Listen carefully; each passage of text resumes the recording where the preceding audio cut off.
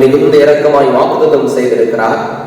அவர் நம்முடைய கர்த்தராகிய இயேசு கிறிஸ்துவின் நிமித்தம் உங்களுக்கு இறங்கி உங்கள் பாவங்கள் எல்லாவற்றையும் உங்களுக்கு மன்னித்து அவைகளிலிருந்து உங்களை விடுதலையாக்கி நிலையை நிறுத்தி சகல நன்மையிலும் உங்களை உறுதிப்படுத்தி நித்திய ஜீவகரையில் சேர்ப்பாராக. அப்போஸ்தலனாகிய பவுல் கலாத்தியர்கள் நிருபம் 3ஆம் அதிகாரம் 15ஆம் வசனம் முதல் அவருடைய வார்த்தையை கேளுங்கள். கலாத்தியர் 3ஆம் அதிகாரம் 15ஆம் வசனம் முதல்.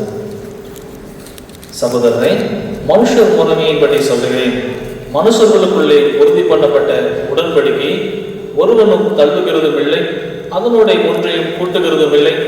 ஆபிரகாமுக்கும் அவருடைய சந்ததிக்கும் வாக்குத்தத்தங்கள் பண்ணப்பட்டன. சந்ததிகளுக்கு என்று அநேகர் குறித்து சொல்லாமல் உன் சந்ததிக்கு என்று ஒருவனை குறித்து சொல்லியிருக்கிறார். அந்த சந்ததி கிறிஸ்துவே. ஆதலால் நான் சொல்லுகிறது என்னவெனில், கிறிஸ்துவை முன்னிட்டு தேவனால் முன்னுறுதி பண்ணப்பட்ட உடன்படிக்கையை 430 வருஷத்திற்கு பின்பு உண்டான நியாய பிரமாணமானது தள்ளி வாக்குத்தத்தத்தை வேர்த்தமாக்க மாட்டாது. அன்றியும் சுதந்திரமானது நியாய பிரமாணத்தினாலே உண்டானால் அது வாக்குத்தத்தினாலே உண்டாயிராது. தேவனதை ஆபிரகாமுக்கு வாக்குத்தத்தினாலே அருளி செய்தாரே. அப்படியானால் நியாய பிரமாணத்தின் நோக்கம் என்ன? வாக்குத்தத்தை பெற்ற சந்ததி வருமளவும் அது அக்கிரமங்களின் நிமித்தமாக கூட்டப்பட்டு தேவ தூதரை கொண்டு மத்தியஸ்தன் கையிலே கட்டளையிடப்பட்டது. மத்தியஸ்தன் ஒருவனுக்குரியவன் அல்ல, தேவனோ ஒருவன்.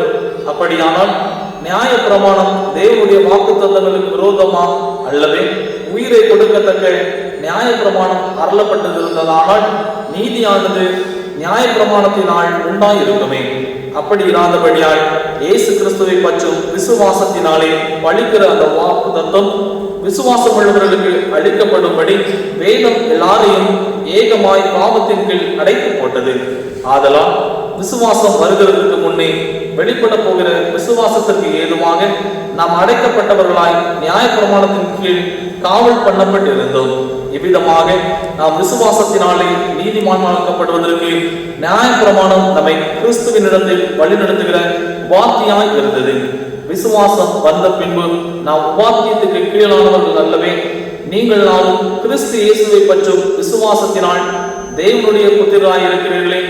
ஏனெனில் உங்களில் கிறிஸ்துவுக்குள்ளாக ஞான ஸ்நானம் பெற்றவர்கள் எத்தனை பேரும் அத்தனை பேரும் கிறிஸ்துவை தரித்துக் கொண்டீர்களே. யூதன் என்றும் கிரேக்கன் என்றும் இல்லை, அடிமை என்றும் சியாந்தினன் என்றும் இல்லை, ஆண் என்றும் பெண் என்றும் இல்லை, நீங்கள் எல்லாரும் கிறிஸ்து இயேசுவுக்குள்ளாக ஒன்றாயிருக்கிறீர்கள் என்பது இது ஆண்டவரின் திருவார்த்தை.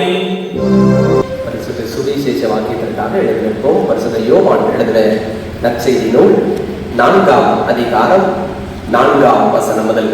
யோவான் 4ஆம் அதிகாரம் 4ஆம் வசனம் முதல். யோவான் 4ஆம் அதிகாரம் 4ஆம் வசனம் அடங்கிய கிருபை நிறைந்த கிறிஸ்துவின் நற்செய்தியை கேளுங்கள். இயேசு சமாரியா நாட்டின் வழியாய் போக வேண்டியதால் இருந்தபடியால் யாக்கோபு தன் குமாரனாகிய யோசேப்புக்கு கொடுத்த நிலத்துக்கு அருகே இருந்த சமாரியாவில் சீகார் எனப்பட்ட ஊருக்கு வந்தார். அங்கே யாக்கோபுடைய கிணறு இருந்தது. இயேசு பிரயாணத்தினால் இளைப்படைந்தவராய் அந்த கிணற்றின் அருகே உட்கார்ந்தார். அப்பொழுது ஏறக்குறைய 6ஆம் மணி வேளையாய் இருந்தது. அவருடைய சீசர்கள் போஜன பதார்த்தங்களை கொள்ளும்படி ஊருக்குள்ளே போயிருந்தார்கள். அப்பொழுது சமாரியா நாட்டால் ஆகிய ஒரு ஸ்திரீ தண்ணீர் கொள்ள வந்தாள். இயேசு அவளை நோக்கி, தாகத்துக்கு தா என்றார். யூதர்கள் சமாரியனுடனே சம்பந்தம் களவாதவர்களானபடியால் சமாரியா ஸ்திரீ அவரை நோக்கி, நீர் யூதனாய் இருக்க சமாரிய ஸ்திரீயாகிய என்னிடத்தில் தாகத்துக்கு தா என்று எப்படி கேட்கலாம் என்றான். இயேசு அவளுக்கு பிரதியுத்தரமாக, நீ தேவனுடைய ஈவையும் தாகத்துக்கு தா என்று உன்னிடத்தில் கேட்கிறவர் என்னார் என்பதையும் அறிந்திருந்தாயானால் நீயே அவரிடத்தில் கேட்டிருப்பாய், அவர் உனக்கு ஜீவ தண்ணீரை கொடுத்திருப்பார் என்றார். அதற்கு அந்த ஸ்திரீ, ஆண்டவரே, மொண்டு கொள்ள உம்மிடத்தில் பாத்திரம் இல்லையே, கிணறும் ஆழமாய் இருக்கிறதே, பின்ன எங்கே இருந்து நமக்கு ஜீவ தண்ணீர் உண்டாகும்? இந்த கிணற்றை எங்களுக்கு தந்த நம்முடைய பிதாவாகிய யாக்கோபை பார்க்கிலும் நீ பெரியவனோ? அவனும் அவன் பிள்ளைகளும் அவர் மிருக ஜீவன்களும் இதில் கொடுத்ததுண்டே என்றார். இயேசு அவளுக்கு பிரதித்திரமாக, இந்த தண்ணீரை குடிக்கிறவனுக்கு மறுபடியும் தாகம் உண்டாகும். நான் கொடுக்கும் தண்ணீரை குடிக்கிறவனுக்கோ ஒரு காலம் தாகம் உண்டாகாது. நான் அவனுக்கு கொடுக்கும் தண்ணீர் அவனுக்குள்ளே நித்திய ஜீவ காலமாய் ஊறுகிற நீரூற்றாய் இருக்கும் என்றார். அந்த ஸ்திரீ அவரை நோக்கி, ஆண்டவரே, எனக்கு தாகம் உண்டாகாமலும் நான் இங்கே கொண்டு கொள்ள வராமல் இருக்கும்படி அந்த தண்ணீரை எனக்கு தர வேண்டும் என்றாள் என்பது இது கிறிஸ்துவின் நற்செய்தி. யூத சமுதாயம் ஆண் ஆதிக்க நிறைந்த சமுதாயம். யூத சமுதாயம் மட்டுமல்ல, அன்றைய காலத்தில் இருந்த எல்லா சமுதாயமும் என்ன சமுதாயம் தான்? ஆண் ஆதிக்க நிறைந்த சமுதாயம். இன்றைய நம்முடைய சமுதாயம் இதுதான், ஆண் ஆதிக்க நிறைந்த சமுதாயம் தான். ஒரு பெண் தன் குழந்தையா இருக்கும் பொழுது தந்தையுடைய கட்டுப்பாட்டுக்குள் இருக்கிறாள். அவள் திருமணமானவுடனே யாருடைய கட்டுப்பாட்டுக்கு வந்துடுவாள்? கணவனுடைய கட்டுப்பாட்டுக்கு வந்துடுறாள். வயசானவுடனே மகனுடைய கட்டுப்பாட்டுக்கு வந்துடுறாங்க. அப்போ ஒரு பெண் பிறப்பிலிருந்து இறப்பு வரை யாருடைய கட்டுப்பாட்டு இருக்கிறார்? ஒரு ஆணின் கட்டுப்பாட்டுக்குள் இருக்கின்றார். இது இந்திய சமுதாயம் மட்டுமல்ல, எல்லா சமுதாயத்திலும் இதே சூழலாக இருக்கிறது. அதுவே யூத சமுதாயத்திலே ஒரு ஆண் எப்படி ஜெபிப்பானா ஆண்டுடைய சமுதாயத்திலே, ஆண்டவரே, இந்த புறஜாதி மனிதரை போலும், இந்த அடிமையை போலும், இந்த பெண்ணை போலும் கிடைக்காமல் என்ன ஒரு ஆணாக கொடுத்த நமக்கு நன்றி அப்படின்னு சொல்லி ஜெபம் பண்ணுவாங்க. அந்த அளவுக்கு ஆண் ஆதிக்க சமுதாயம் இருந்தது. அதோடு மட்டுமல்ல, இவ்வாறு ஆண் ஆதிக்க நிறைந்த சமுதாயத்தின் பின்னணியில் எழுதப்பட்ட திருமறையிலும் அந்த தாக்கம் இருக்குமா இருக்காது? இருக்குமா? இருக்கு. எப்படி இருக்குது அப்படின்னு பார்த்தோம்னா, ஒரு பெண் பொருத்தனை செலுத்தணும், நான் கடவுளுக்கு பொருத்தனை செலுத்தணும் அவன் உள்ளத்துல நினைச்சிருந்தாலும் அதை அவளால செலுத்த முடியாது. அப்படி கணவர் அல்லது அவருடைய அப்பாவும் நீ செலுத்த வேண்டாம்னு சொல்லிட்டா என்ன செய்யலாம்? பொருத்தனை செலுத்த வேண்டாம். இருக்குதா திருமறையில? இருக்கு. ஏன்னா ஆண் ஆதிக்க சமுதாயம். மனிதனை முழுமையாக்கணும்னா யார் வேணும்? கடவுள் பெண்ணை படைப்பதன் வழியாக ஒரு ஆணை முழுமைப்படுத்துகின்றான். படைப்பு வரலாறு இல்லையா?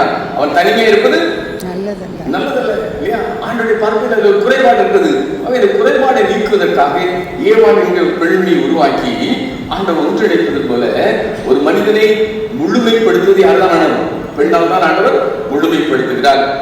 ஆண்டு கொள்ளுங்கள் என்று தேவன் அவர்களை ஆட்சி செய்த அதிகாரம் யாருக்கெல்லாம் இருக்கு? ஆணுக்கும் உண்டு, ஆணுக்கும் இருக்குது, பெண்ணுக்கும். ரெண்டு பேருக்குமே ஆட்சி செய்கின்ற அதிகாரம் இருக்கு இல்லையா? படைப்புல ஆண்டவர் ரெண்டு பேருக்குமே ஆட்சி செய்கின்ற அதிகாரத்தை கொடுக்கிறாரு. கடவுளுடைய விருப்பமாக இருக்கிறது. கடவுள் எப்படி நம்மை பாதுகாத்து பராமரித்து போஷித்து வழிநடத்துவார்களோ அதே போன்று ஒரு கணவனை மனைவி பாதுகாத்து பராமரித்து போஷித்து வழிநடத்துகிறார். இரண்டாவதாக இயேசு கிறிஸ்துடைய போதனையில நம்ம இயேசு கிறிஸ்துடைய வாழ்விலும் பெண்களுடைய பங்களிப்பு அப்படின்னு நம்ம பார்த்தோம்னா, இயேசு கிறிஸ்துடைய பிறப்பை நம்ம பார்க்கணும். பிறப்பின் செய்தி முதல்ல பழைய பாட்டுக்கும் புதிய பாட்டுக்கும் இடைப்பட்ட காலம் 400 ஆண்டு கால இடைவெளி. இந்த 400 ஆண்டு காலத்தை இருண்ட காலம் அப்படின்னு அழைப்பாங்க. ஏன் இருண்ட காலம் அப்படின்னு பார்த்தோம்னா, கடவுளை நேரடியாக எந்த செய்தியும் யாருக்கும் கிடைக்கல இல்லையா? யாராவது ஒருத்தர் தீர்க்க தரிசனம் சொல்றான் அப்படின்னு சொன்னா கூட அவங்க பெற்றோர் நம்ப மாட்டாங்க இல்லையா? சகரியாவில் இருக்கு. அவங்க பெற்றோர் அவங்க கொண்டு விடுவாங்க. ஏன் அப்படின்னு சொன்னா, தீர்க்க தரிசனம் வரத்த ஆண்டவர் திருப்பி எடுத்துட்டாங்க. அவை கடவுளுக்கும் மனிதனுக்கும் தொடர்பு இல்லாத ஒரு காலம். அதனால அது இருண்ட காலம். இரண்டாவது, இஸ்ரவேல் மக்கள் கடுமையான துன்பத்தை சந்தித்தார்கள். அந்த 400 ஆண்டு காலம் என்பது அந்த பழையப்பாட்டு புதிய பழைய குறிப்பாக ஆன்டியோகஸ் அப்படிங்கிற ஒரு அரசன். இவருடைய காலத்துல கடுமையான துன்பத்தை சந்தித்தார்கள். நியாய பிரமாணத்தை யாரும் படிக்கக்கூடாது, விருத்த சேதம் பண்ணக்கூடாது. எருசலேம் தேவாலயத்துல பலிபீடத்தை இடிச்சான். பலிபீடத்துல கொண்டு வந்து என்ன பன்றியை அடிச்சு பலியிட்டான். அதோட எருசலேம் தேவாலயத்தை ஜியஸ் என்று சொல்லிருந்த கிரேக்க தெய்வத்தை கொண்டு நிறுத்தினான். இப்படி கடுமையான துன்பத்தை யூதருக்கு எதிராக அவன் எபிகனஸ் அப்படின்னா வெளிப்பாடுன்னு பொருள். தான் கடவுளின் வெளிப்பாடு. அதனால என்ன எல்லாரும் நினைச்சணும், தொழுது கொள்ளணும், வணங்கணும்னா அங்கங்கே அப்படி செலவு வச்சான், அப்படி போட்டோ வச்சான். எல்லாரும் அதுக்கு முன்னால போய் தூபத்தை எடுத்து அரசனை ஆண்டவன் சொல்லி தூபம் பட்டு சாட்சிடும். அதுக்கு ஒரு சர்டிபிகேட் கொடுத்தா அது 1 வருஷம் செல்லும். ஒவ்வொரு வருஷமும் ரினியூவல் பண்ணணும். எங்கள் அரசனே ஆண்டவன். மற்ற மக்களுக்கு பிரச்சனை இல்லை.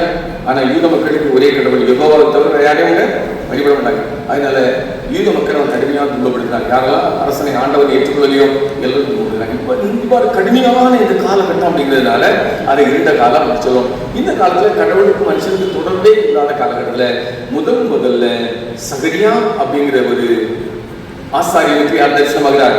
ஆண்டவர் தரிசனமாகிறார். அதே தூதன் யாருக்கு தரிசனமாகிறார்? மரியாளுக்கு பெண்மணிக்கும் தரிசனம்.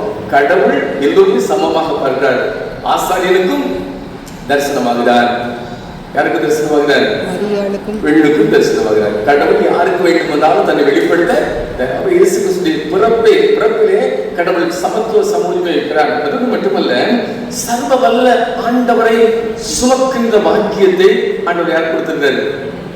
ஒரு மரியாளுக்கு ஒரு எளிய இல்லையா? உலகத்தை மீட்கின்ற மீட்பரை சுமக்கின்ற பாக்கியம் யாருக்கு கிடைச்சது? மரியாள். இதோ என்னை ஆண்டவரின் தாயார் என்று அழைப்பார்கள் இல்லையா? கடவுளின் தாயார் சாதாரண கடவுளுக்கு அம்மா அல்லது கடவுளை தன்னுடைய வயிற்றிலே சுமக்கின்ற அந்த ஆசீர்வாதத்தை விட வேற பெரிய பாக்கியம் கிடைக்கும் உலகத்தில் இல்லையா? அவ்வளவு பெரிய ஆசீர்வாதத்தை ஆண்டவர் பெண்ணினத்துக்கு நமக்கு கொடுப்பதை நாம் பார்க்கின்றோம். முதலாக இயேசுவை குறித்த செய்தியை அறிவித்தது யார் தான்? முதல் மிஸ்டரியார் தான், ஒரு சமாரிய பெண் இல்லையா? முதலாக இயேசு கிறிஸ்துவை குறித்து தன்னுடைய ஜனங்களுக்கு, தன்னுடைய சொந்த ஜனங்களுக்கு அறிவித்தார். ஏராளமான மக்கள் அவள் வழியாக இயேசுவை அறிந்து கொண்டார்கள் என்று நாம் பார்க்கிறோம். முதல் மிஸ்டரியா இருக்கிறார், ஒரு பெண் செயல்படுகிறார். அதோடு மட்டுமல்ல, பெண்கள் தன்னுடைய ஆஸ்தியினால இயேசுவுக்கு ஊழியம் செய்தார்கள் அப்படின்னு படிக்கிறோம் இல்லையா? படிக்கிறோமா என்ன?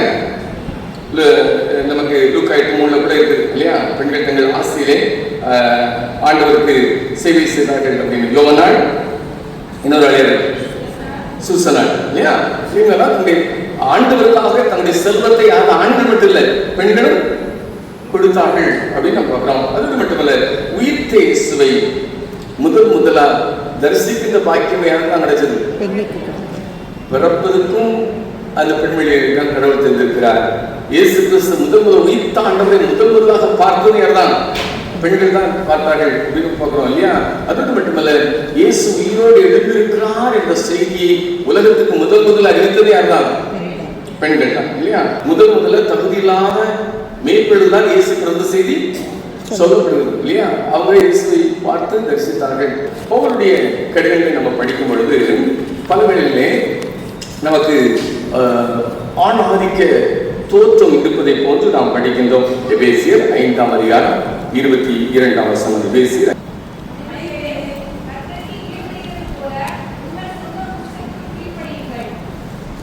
மனிதர்களே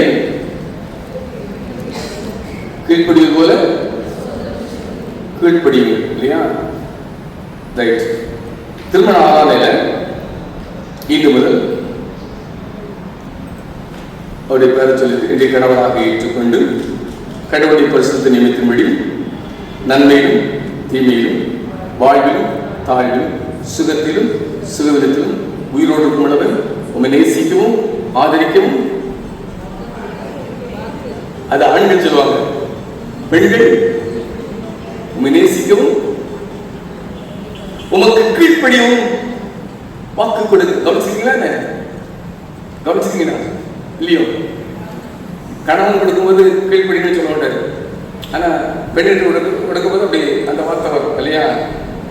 வாழ்விலும் தாழ்விலும் சுகத்திலும் சுகவிதத்திலும் மனம் நம்மை பெருக்குவரையும் உண்மை நேசிக்கவும் ஆதரிக்கவும் உமக்கு கீழ்ப்படியவும் வாக்குறுதி கொடுக்கிறேன். இந்த வாக்குறுதியை கர்த்தர் கேட்டா நாமும் கேட்டோம் அப்படின்னு சொல்லுவாங்க இல்லையா?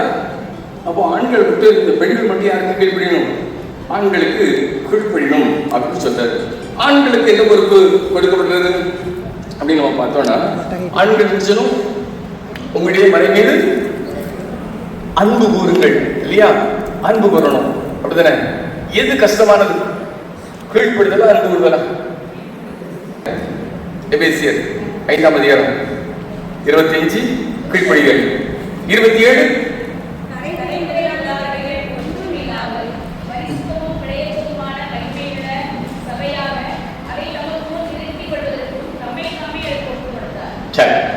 இதுல என்ன கஷ்டமானது? கீழ்ப்படுதல் தான் இல்லையா? கொஞ்சம் கஷ்டம் தான், கீழ்ப்படுதல் கஷ்டம். அன்பு ரொம்ப லேசு. ஆனா பவுல் எழுதுற மனைவிலே உடைய சொந்த புருஷருக்கு கீழ்ப்படிங்கள் சொல்லிட்டு, கணவனை நீங்கள் அன்புகள் என்று சொல்லிட்டு விடல, வெறும் அன்புகள் என்று சொல்லிட்டு நிப்பாட்டல. அன்புக்கு அவர் உருவத்தை எது சொல்றாரு? திருச்சபையை காட்டுறாரு. இயேசுக்கு திருச்சபை உள்ள உறவு என்ன? திருச்சபைக்காக தன்னுடைய உயிரே இயேசு கிறிஸ்து கொடுக்கிறாரு. இப்போ அன்பு செய்து கஷ்டமா, கீழ்ப்படுதல் கஷ்டமா? அவர் மிக அழகாக தான் இருக்கிறார். நம்மை கீழ்ப்படி சொல்கிறார், அவருடைய அன்பு காட்டுகிறார். அன்பு அதிகமாக இருக்கும் பொழுது நாம் ஒருவருக்கு கீழ்ப்படிவராக இருப்போம். இன்னொன்று நான் சொல்லி முடிக்கிறேன். அடுத்தது 1 கொரிந்தியர் 14ஆம் அதிகாரம் 34ஆம் வசனம் வாசிப்போம். 1 கொரிந்தியர்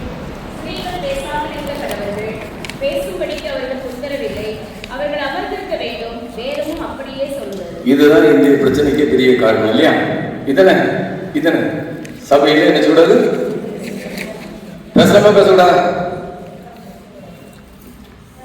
நீங்க சொல்லுங்களேன். சபையில பெண்கள் பேசலாமா கூடாதா? வேற இப்ப இங்க என்னத்தை பேசக்கூடாது? சபையில பேச வேண்டியது எதுக்கு பேரு? வீண் வார்த்தை பேசக்கூடாது. பெண்களுக்கு மட்டும்தானே எல்லாத்துக்கும். ஆனா அவர் பெண்களுக்கு சொல்றாங்க எருசலேம் தேவாலயத்துக்கு வருவாங்க. எருசலேம் தேவாலயத்துல பல பகுதி உண்டு. முதலாவது புரை நமக்கு முற்றம். பெண்களுக்கு பெண்கள் முற்றங்கிற இடத்துல மட்டும் வந்து உட்கார்ந்துருப்பாங்க. சரிங்களா? அங்க இருப்பாங்க. இந்த வழிபாடுல பெண்களுக்கு எந்த பங்குமே கிடையாது. பலி ஆசாரிகள் செலுத்துவாங்க. புகை வரும், பார்த்துட்டு வீட்டுக்கு வர முடியாது. எங்க எருசலேம் தேவாலயத்தில் வேற அவங்களுக்கு எந்த பங்குமே கிடையாது. எருசலேம் தேவாலயத்தில் முதல்ல எருசலேம் தேவாலயம் மட்டும்தான் இருக்கு. அதற்கு பிற்பாடு இஸ்ரவேல் மக்கள் பாபிலோன் தேசத்துக்கு கைதிகளா போனாங்க இல்லையா? இப்ப பாபிலோனுக்கு போயாச்சு, எங்க வர முடியாது? எருசலேமுக்கு பண்டிகைக்கு வர முடியாது. அப்ப என்ன செய்ய ஆரம்பிச்சாங்க? இது இஸ்ரவேல் மக்கள் பாபிலோன் தேசத்துக்கு வேற எதை எடுத்துட்டு போனாங்களோ போலையோ நியாயப்பிரமாண புத்தகத்தை கையில தூக்கிட்டு போனாங்க இல்லையா? அங்க போய் ஜெப ஆலயம், தேவாலயத்துக்கு ஜெபாலயத்துக்கு வித்தியாசம் தெரியும். எருசலேம் தேவாலயம் வேற, ஜெபாலயம் வேற, டெம்பிள் வேற, சினகாக் வேற. சரிங்களா? ஜெபாலயம் அப்படிங்கிறது வந்து அது என்னன்னா, அது இந்த பாபிலோனுக்கு போன பிற்பாடு எங்க வர முடியாது? எருசலேமுக்கு வர முடியாது. அதனால பாபிலோன்ல எங்கெங்க தங்கியிருக்காங்களோ அந்த இடத்துல ஒரு 10 குடும்பம் இருந்துச்சுன்னா அவங்களுக்கு ஒரு இடத்தை தேர்ந்தெடுத்து அங்க ஒரு ஜெபாலய தலைமை ஒருத்தனை ஏற்பாடு பண்ணி அவரும் நியாயப்பிரமாண புத்தகத்தை மக்களுக்கு கற்றுக் கொடுத்தார் அந்நிய தேசத்துல இல்லையா? இந்த ஜெபாலய பழக்கம் அங்க இருக்கிற 70 ஆண்டுகள் இருந்தது. அதுக்கு பிற்பாடு அவங்க திரும்பி வந்து தங்களுடைய சொந்த தேசத்துல எருசலேம்ல மட்டும் தங்கல, பல இடங்கள்ல அவங்க தங்குறாங்க. கலிலியா, யூதேயா பகுதி பல இடங்கள் தங்குறாங்க. எங்கெல்லாம் தங்குறாங்களோ அங்கெல்லாம் ஜெபாலயத்தை ஏற்படுத்துறாங்க. இயேசு கிறிஸ்து நாசரேத்தூர்ல ஜெபாலயத்துல வந்து வேதத்தை வாசித்தான்னு பாக்குறாங்க. அப்ப நாசரேத்தூர்ல ஜெபாலயம், ஜெபாலயம் வேற தேவாலயம் வேறங்கிறத மனசுல பதிஞ்சு இருந்துச்சுன்னா, இந்த ஜெபாலயத்துல எப்படி இருக்குது? ஜெபாலயத்துல ஆண்களும் பெண்களும் வருவாங்க. ஆண்கள் இந்த பக்கம் இருப்பாங்க, பெண்கள் இந்த பக்கம் இருப்பாங்க. அப்படி இருக்கலாம் இல்லையா? இப்போ வளருது. இப்போ யூத வந்து இப்ப கிறிஸ்தவம் வந்துச்சு இல்லையா? இப்ப கிறிஸ்தவம் வந்துச்சு. இப்ப யூதர்கள் யாரா மாறிட்டாங்க? நிறைய பேர் இயேசு கிறிஸ்து பிறகு கிறிஸ்தவா மாறிட்டாங்க. இப்போ அதே ஜெபாலயத்துல அது கிறிஸ்தவ ஆலயமா வழிபாடு நடக்குது. இல்லைன்னா தனியா அவங்க நினைச்சாங்க. இப்பொழுது ஜெபாலயத்துல அவங்க எங்க வந்தாச்சு? இப்போ திருச்சபையா மாறிச்சு. முதல்ல யூதர்கள் மட்டும் வந்தாங்க. அதற்கு பிற்பாடு வந்தாங்க புரையின மக்கள் வந்தாங்க, கிரேக்கர்கள் வந்தாங்க, ரோம பெண்கள் வந்தாங்க, கிரேக்கர் ஆண்கள் வந்தாங்க, பெண்கள் வந்தாங்க. இப்ப திருச்சபையில ஆண்களும் பெண்களும் ஒன்று போல இருக்க ஆரம்பிச்சிட்டாங்க இல்லையா? சரி, இப்போ யாரெல்லாம் இருக்கா?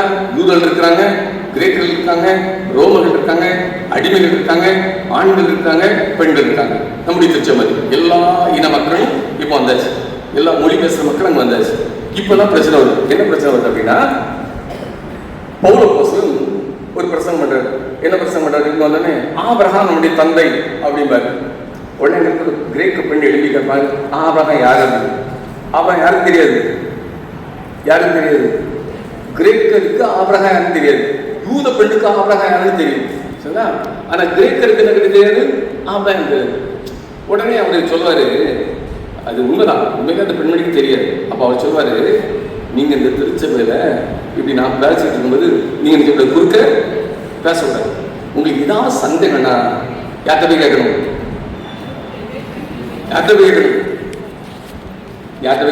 திருப்பதியில உங்க கணவர்கிட்ட போய் கேளுங்க. ஏன்னா அவர் தான் நியாயப்பிரமாணம் படிச்சிருப்பாரு. அப்படிதானே? அவர்கிட்ட போய் கேளுங்க அப்படின்னு சொல்லுங்க. இப்ப நம்ம அதான் அவர் சொல்றாரு, திருச்சபை அனைத்தும் ஒழுங்கு கிரமமா நடக்கும். ஒரு ஆறான வழிபாட்டுல ஐவர் பிரசங்கம் பண்ணுவாரு. உங்களுக்கு டவுட் வந்துடும். டக்குனு ஐவர் ஸ்டாப் பண்ணி இதுக்கு விளக்க சொல்லுங்கன்னு சொன்னா ஆறான ஓடாது. இதுக்கு பதில் சொல்லிட்டே தான் இருக்க முடியாது. அதனால அவர் என்ன சொல்றாரு, சபையில் நீங்க நினைச்சாங்க பேசாதுங்க, பேச வேண்டாம் இல்லையா? உங்களுக்கு ஏதாவது பிரச்சனை வந்துச்சுன்னா அது உங்க வீட்டுக்காரங்க போய் கேளுங்க. அவங்க உங்களுக்கு விளக்கமா சொல்லி தருவாரு இல்லையா? இல்லைன்னா சர்வீஸ் முடிஞ்ச பிற்பாடு நீங்க புதகத்தை கேட்டு விளக்கத்தை அதை தான் சொன்னார். வழிய திருச்சபையில நீங்க பிரசங்கம் பண்ணக்கூடாது அவரு சொல்லல. ஆலயத்துல வந்தா பேசக்கூடாது. அது ரைட். ஆனா ஆலய வழிபாடு ஏன் அப்படின்னு நமக்கு என்ன ஆதாரம் இருக்குன்னா, ரோமன் 14ஆம் அதிகாரத்தை நம்ம எடுத்து பார்த்தோம்னா அந்த அதுல அப்படி ஆரம்பிக்குது. முதல் வசனத்தை வாசிப்போம்.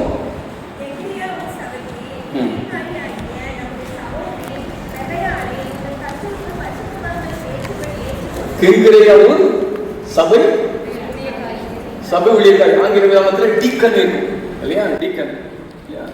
அப்போ சபைக்கு ஊழியக்காரர் இருக்கிறவங்க பிரசங்கம் பண்ணியிருப்பாங்க, பண்ண மாட்டாங்க, நிச்சயம் பண்ணியிருப்பாங்க. 6ஆம் இடத்துக்கு நடத்த மாட்டாங்களா?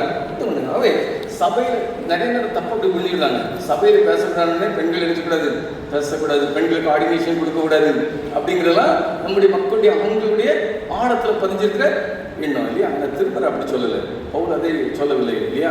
கிறிஸ்துவுக்குள் ஒரு அழகாக சொல்லாரு. கலாத்தியர் 3ஆம் அதிகாரம் 28ஆம் வசனம், ஆண் என்றும் இல்லை, பெண் என்றும் இல்லை, அடிமை என்றும் இல்லை, சாயம் என்றும் இல்லை, நாமளும் கிறிஸ்துவுக்குள் ஒன்றாயிருக்கிறோம். எல்லோரும் நாம் கிறிஸ்துவுக்குள் ஒன்றாக இருக்கிறோம். ஆகவே ஆட்சியிலும் அதிகாரத்திலும் நமக்கு என்ன வேணும்? பங்கு வேண்டும். செக்குலர் கவர்மெண்ட் எவ்வளவு கேட்குறாங்க? இப்போ பெண்கள் ரிசர்வேஷன், விமன் ரிசர்வேஷன் எவ்வளவு கேட்கறாங்க? 33% கேட்கறாங்க. 33% திருச்சபையின் காரியங்களை ஆளுகையிலும் அதிகாரத்திலும் நமக்கு பங்களிக்கிறது கொடுக்கணும். ஏனென்றால் கிறிஸ்துக்கெல்லாம் சமமாக இருக்கிறோம். ஆண்டவர்களே பெண்ணென்றுமில்லை, கிறிஸ்துக்கெல்லாம் ஒன்றாக இருக்கிறோம். அவை ஆண்டவர் பெண்களை நேசிக்கிறார், பெண்கள் மீது அதிக அன்பு வைக்கிறார். ஆண்டவர் உங்களை நேசிக்கிறார். ஆண்டவர் நாம் சொல்லுவார்.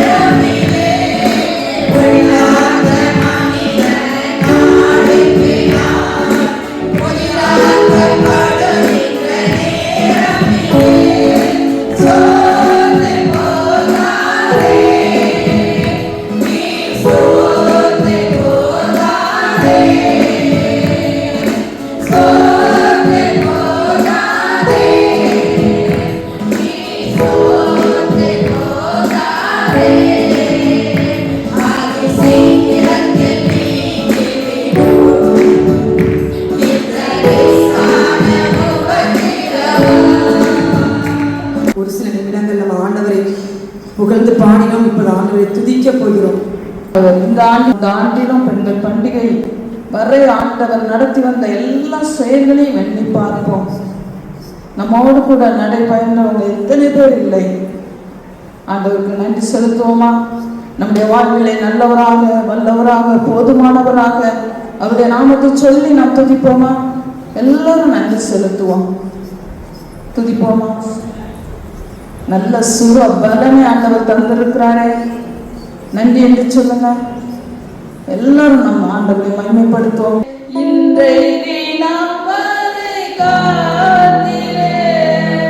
எல்லாரையும் கொண்டு சேர்த்தீரே, நின் கிருபையால் கடந்து வந்தோம்.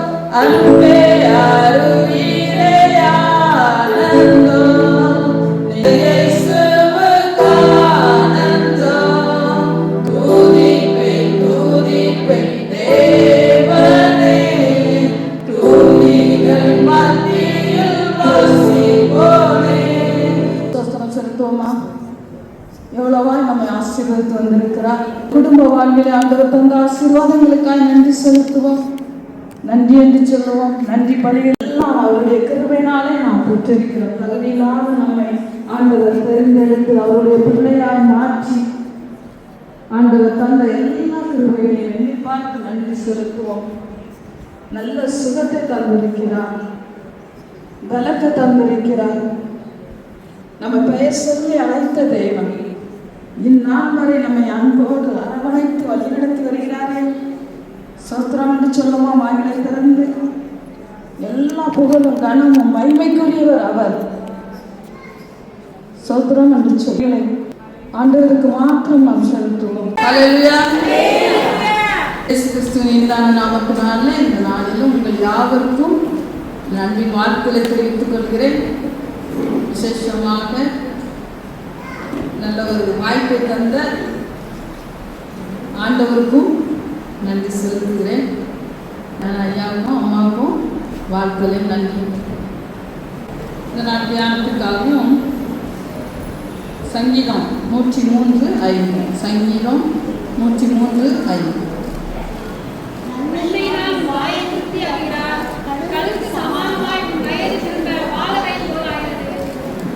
இந்த தலைப்புனா நன்மையினால் திருப்தி ஆக்குகிறார். நன்மையினால் திருப்தி ஆக்குகிறார். நாசரேத்திலிருந்து ஏதாவது நன்மை வரக்கூடுமா? யார இயேசு கிறிஸ்துவை பற்றி சொன்னாங்க. என்ன? நாசரேத்து ஊருக்காரர். நாசரேத்திலிருந்து ஏதாவது எங்க இருக்கு? யோவான் 1:46. நாசரேத்து ஊரிலிருந்து நன்மை வரக்கூடும். நிச்சயமாக நம்முடைய ஆண்டவர் நன்மையினால் திருப்தி ஆக்குகிறவர். அது தாவீதுடைய அனுபவம் சங்கீதங்களில் அழகாக சொல்லப்பட்டிருக்கிறது. ஆலயத்திலிருந்து ஏதாவது ஒரு நன்மை வருமா என்று சொல்லி ஒவ்வொரு நாளும் நாம் வருகிறோம். ஆனால் நமக்கு ஆண்டவர் சொல்லுகிறார், நன்மை என்ன செஞ்சு விட்டாச்சு? கல்வாரி சிலுவையிலே நமக்கு என்ன செய்து விட்டாச்சு? சம்பாதித்து வைத்தாச்சு. ஆண்டவர் நம் ஆலயத்துக்கு வரும் பொழுதெல்லாம் நன்மையினாலே நம்ம என்ன செய்யறாரா? திருப்தியாக்குகிறார். இது தாவீதுடைய அனுபவம் இந்த வசனத்தில் சொல்லப்பட்டிருக்கிறது. இந்த நன்மை எங்கோ இல்லை, ஆண்டவர் நமக்காக என்ன செய்து விட்டார்? சம்பாதித்து வைத்து விட்டார். அந்த நன்மையை யார் யாருக்கு கொடுக்கிறார்?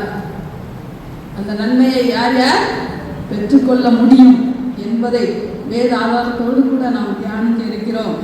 முதலாவது நாம் பார்க்கும் பொழுது நமக்கு தெரிந்த வசனங்கள் தான். சங்கீதம் 34:10 நாம் பார்க்கிறோம். இந்த நன்மை முதலாவது யாருக்கு கொடுக்கிறார் என்று சொன்னால், கர்த்தரை தேடுகிறவர்களுக்கு நன்மை. கர்த்தரை தேடுகிறவர்களுக்கு நன்மை. எப்படி தேட வேண்டும்? நான் தான் தினமும் தேடுறேனே, என்னை விட வயதானவங்க இருக்கணும். எத்தனையோ ஆண்டுகள் என்ன செய்து கொண்டிருக்கிறோம்? தேடிக்கொண்டு இருக்கிறோம். உங்களை விட நாங்கள் அதிகமாக ஆண்டவரை தேடிக்கொண்டு இருக்கிறோம். ஆனால் இந்த நன்மை நாம் நன்மையை பெற்றுக்கொள்ள எப்படி தேட வேண்டும் என்று சொல்லி மத்தேயு 6:30 சொல்கிறது. முதலாவது தேவனுடைய ராஜ்யத்தையும் அவருடைய நீதியும் தேடுங்கள் என்று சொல்லப்படுகிறது. அப்ப அவரை தேடுகிற பிள்ளைகளுக்கு நன்மை என்று சொல்லப்படுகிறது. சங்கீதத்துல ஒரு வசனம் 27:8 என் முகத்தை தேடுங்கள். அப்ப தேடுறதுல கர்த்தரை தேடுறோம். முதலாவது அவருடைய ராஜ்யத்தை தேடுங்கள் என்று ஒரு வசனம் சொல்கிறது. இதுல பார்க்கிறோம் முகத்தை தேடுங்கள் என்று சொல்லப்பட்டிருக்கிறது. ஆண்டவர் நம்முடைய தேடுதல் எப்படிப்பட்டதாக இருக்கிறது?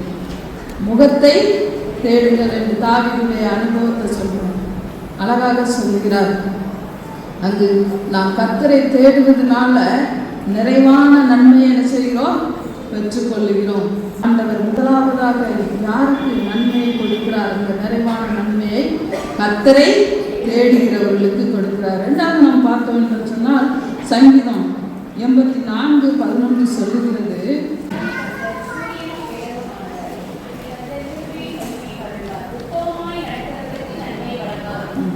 யாருக்கு கொடுக்கிறாரு? உத்தமமாய் நடக்கிறவர்களுக்கு நன்மையை கொடுக்கிறார். யோப் உத்தமமாய் நடக்கிறவர்களுக்கு நன்மையை கொடுக்கிறார். அங்கு நாம் யோபுடைய சம்பவம் நம்ம எல்லாருக்கும் தெரிந்த ஒரு கதை, அப்படித்தானே? தெரியாதவங்களே இருக்கணும். நமக்கு இன்னைக்கும் நினைச்சது அது ஆறுதலாக பூஸ்ட் குடிக்கிறது போல நினைச்சது இருக்கிறதை நாம் பார்க்கிறோம். யோபுடைய செல்கிறது. அந்த பக்தன் எல்லாவற்றையும் இழந்தாலும் உத்தமமும் சன்மார்க்கமுமாய் வாழ்ந்ததை நாம் பார்க்கிறோம். இழந்த எல்லா சூழ்நிலையும் அவர் என்ன செய்யல? தேடுற கர்த்தரை தேடுறதை மட்டும் அவர் என்ன செய்யல? விடவில்லை. எல்லாம் இழந்து போன சூழ்நிலையிலும் கர்த்தரை தேடுவதிலும் தன்னுடைய உத்தமத்திலே உறுதியாகவும் என்ன செய்தார்? இருந்தார். நன்மை பெற்றாரா? என்ன எத்தனை ரெட்டிப்பான நன்மையை என்ன செய்தார்? பெற்றார். இங்கு நாம் பார்க்கிறோம், யோபு எல்லாம் இழந்தாலும் தன் உதடுகளினால யோபு மாதிரி நான் என்ன செய்றேன்? சோதிக்கப்படணும் அப்படின்னு நினைச்சவங்க சொல்லுவாங்க. அவருடைய இழப்பை மாதிரி யாருக்கும் என்ன செய்யல? வரவும் கூடாது, வரவும் இல்லை. யாருக்கு நன்மை? நம்மளோட உத்தமத்தில் உறுதியாக நம்ம நினைச்சணும். இது இடுக்கி வர நிற்க வேண்டும். இந்த யோபு இருந்தார், ரெட்டிப்பான நன்மை என்ன செய்தார்? பெற்று கொண்டார். அடுத்தால நம்ம பார்த்தோம்னா ரோமர் 8:28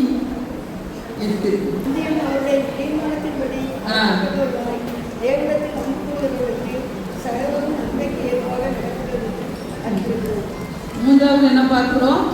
தேவனிடத்தில் அன்பு கூறுகிறவர்களுக்கு சகலமும் நன்மை தேர்வாக நடக்கிறது. இந்த வசனம் நமக்கு எல்லாத்துக்கும் சோர்வுற்றிருக்கிற நன்மை கிடைக்குமா என்று ஏங்குகிற ஒவ்வொருவருக்கும் மிக மிக உன்னதமான ஒரு ஆசீர்வாதமான ஒரு வசனமாக இது காணப்படுகிறது. நம்ம எல்லாரும் என்ன செய்யப்பட்டிருக்கிறோம்? அவருடைய தீர்மானத்தின்படி அழைக்கப்பட்ட பிள்ளைகள், அழைக்கப்பட்டவங்க, அப்படிதானே? யாராவது இல்லைன்னு சொல்ல முடியுமா? நாம் ஒவ்வொருவரும் அவருடைய தீர்மானத்தின்படி இல்லைன்னா இந்த இடத்துல வந்திருப்போமா?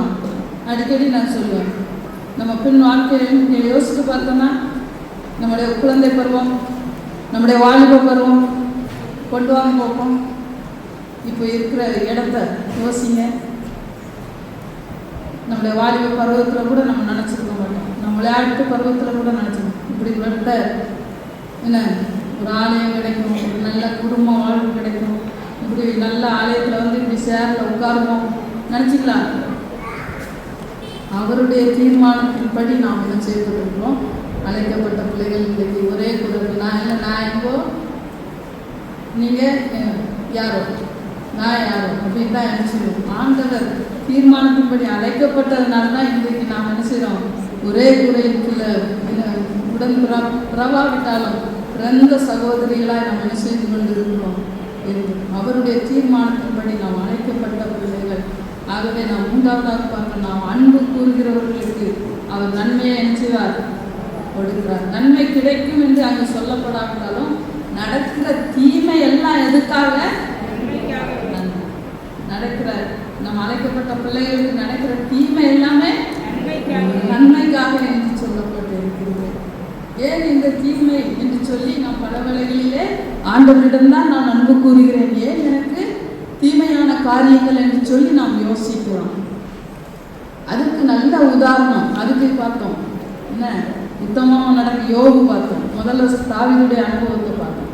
இப்போ யாருடைய அனுபவம் பார்க்கணும்னா யோசேப்புடைய அனுபவத்தை பார்க்கலாம். யோசேப்புடைய அனுபவத்தை பார்க்கலாம். அவருடைய வாழ்வும் நமக்கு தெரிந்த சம்பவம் தான். அங்கே பார்க்கிறோம். முதலாவது என்ன அனுபவம் அவருக்கு வந்துச்சு? குளிர் அனுபவம் வந்துச்சு. ஆனால் அந்த ஆரம்ப கால சூழ்நிலையிலே அந்த குழியில கிடக்கும் பொழுது தனிமையின் அனுபவம், வேதனையோடு கூட இருக்கிறார். காப்பாற்றுங்கள் என்று சொல்லி கதறுகிறார். யாரும் நினைச்சல காப்பாற்றவில்லை. அந்த குழியின் அனுபவத்திலும் யார் இருந்தார்? கர்த்தர் என்னோடு இருக்கிறார், கர்த்தர் நல்லவர் என்று அவர் கண்டு கொண்டார். இன்னும் நீங்க பார்த்தீங்கன்னா அடுத்தது சிறைச்சாலை அனுபவம். அடிமையாக ஒதுக்கப்பட்டு அவனை சிறைச்சாலைக்கு என்ன செய்தாங்க? கொண்டு போகப்பட்டார். சிறைச்சாலையிலும் அவர் சொல்லுகிறார், என்ன சொல்லார்? வசனம் என்ன சொல்லுகிறது? கர்த்தர் அவனோடு இருந்தார். அவன் என்ன சொன்னார்? காரை சுத்தியுள்ளவனாக சிறைச்சாலையிலும் கர்த்தர் நன்மை செய்கிறவராகவே என்ன செய்தார்? இருந்தார். அங்கு அவன் பின் வாழ்வை நாம் பார்த்தோம் என்று சொன்னால் அரண்மனையில் என்ன செய்தான்? ராஜாவாக அதிகாரியாக என்ன செய்தான்? உயர்த்தப்பட்டான் என்று சொல்லி பார்க்கிறோம். அவரிடத்தில் அன்பு கூறுகிறவருக்கு தீமையே வராது என்று வசனம் என்ன செய்யல?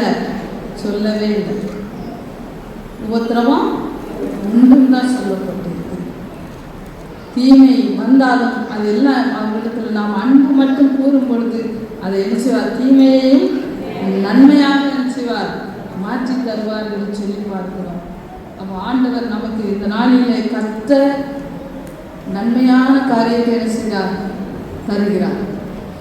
அதை பார்க்க 3 காரியங்களை யாருக்கு இந்த நன்மையை கொடுக்கிறார் என்று சொல்லி பார்த்தோம். கர்த்தரை தேடுகிறவர்களுக்கு, உத்தமமாய் நடக்கிறவர்களுக்கு, தேவனிடத்தில் அன்பு கூறுகிறவர்களுக்கு நன்மையை கொடுக்கிறார். இதுல 3 இந்த 2 பெண்களை நான் கம்பேர் பண்ணி என்ன செய்கிறோம் பார்க்கிறோம்.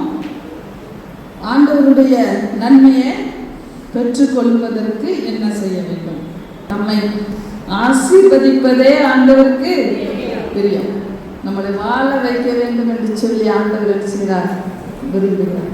எந்த பிள்ளைக்கு எப்போ என்ன கொடுக்க வேண்டும் என்பதை நன்றாக அறிந்திருக்கிறோம். தேவனுக்கு அன்பு கூறுவதற்கு அத்தனத்தின் காலத்தில் ஆண்டவர் சகலத்தையும் நேர்த்தியால் செய்கிறார். அதற்கு நாம் செய்ய வேண்டிய காரியம் இங்கே பார்க்கிறோம். யாருக்கு கொடுக்கிறார் அப்படின்னு சொல்லும்போது ஒரு மரியாதை குறித்து நாம் பார்க்கிறோம். காலையில் கூட நிறைய மரியாதை குறித்து மேசியாவை பெற்றெடுக்கிற பாக்கியத்தை பெற்றுக்கொண்டதை குறித்து நாம் பார்த்தோம். எல்லாத்தையும் படைக்கிறது என்னது படைக்கிறாரு? உயிரற்ற பொருளை வச்சுக்கிறது. வார்த்தையினால படைச்சாரு, மண்ணால. ஆனால் நம்மளை என்ன வச்சிருக்கிறாரு? எலும்பு. எலும்புல என்ன நம்ம விசேஷித்தமானவங்களா இல்லையா? ஒவ்வொரு நாளும் நாம் நன்றி சொல்லணும். ஒவ்வொரு நாளும் நாம் நிறைய நேரத்தில் நம்ம பெண்கள் பழகினோம், நம்மளால என்ன செய்யாது? அப்படிதான் நம்ம என்ன செய்துருக்கிறோம், சொல்றோமா இல்லையா?